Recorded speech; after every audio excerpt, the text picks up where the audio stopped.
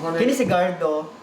Kini si Padayon nga gibantayan sa Philippine Atmospheric, Geophysical and Astronomical Services Administration kung pag-asa ang usa ka super typhoon nga gipanladtawan mosulod sa Philippine Area of Responsibility sa sunod nga 24 oras. Ang maong super typhoon do na international name nga Hinamnor, apan kung mosulod na kini sa PAR, tawgon na kini nga Henry. Base sa monitoring sa pag-asa Mactan, moabot nga to sa 240 kilometers per hour ang gikusgon sa hangin nga dala ni bagyong Henry.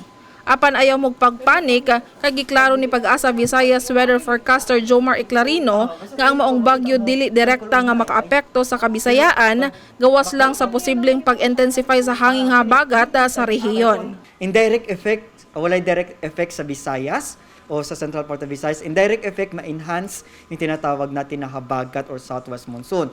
So good sa Friday, makasinatit ang paghuros ng habagat and occasional heavy rains diri sa ato sa Visayas or Central Visayas. Gilao man sab ang localized thunderstorms ug pag-uwan-uwan sugod karong Biyernes. Tungod niini subling gipahimangnuan daan ang mga gagmayng sakyanan nga pangdagat tungod sa posibleng kusog nga pagbalod. Padayon ta mag-monitor, strictly monitoring sa atong latest weather update, sa atong mga latest na sea conditions. So kining gagmay kaayo, ilabi na gagmay kaayo na sa sakyang pandagat, mostly pag kining Friday onwards, so kailangan kung alam nilang baluron, dili na sila mo sugot managat o mag sea trips. Sa laing bahin, giumol sa Department of Science and Technology Pag-asa o Department of Interior and Local Government ang Maghanda Project nga tumong mao ang pag-centralize sa paghatag og impormasyon ngadto sa publiko kabahin sa mga warning sa Pag-asa panahon sa kalamidad.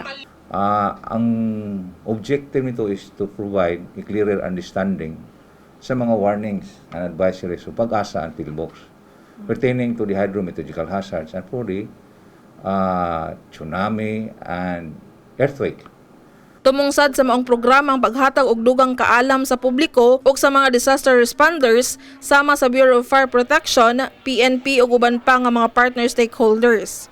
Gani karong adlaw nagpaygayon og maghanda briefing ang Pag-asa uban ang nagkalain-lain nga mga unit sa Central Visayas aron mapahimangnuan ang mga miyembro nga mas paspasan ang pagtubag sa mga alarma ug katalagman.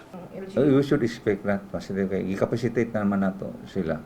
So we have already equipped with the knowledge and sila mo decide for what actions with respect to the knowledge na gain nila sa maghanda projects. And hopefully, ma-implement na the proper action, proactive action based on the learnings nga makuha nila ng maghanda project. So, we're very hopeful because it's based on the feedback, may mga feedback sa maghanda project, yung ongoing discussion. Kini si Shariza Mioy alang sa My TV Cebu.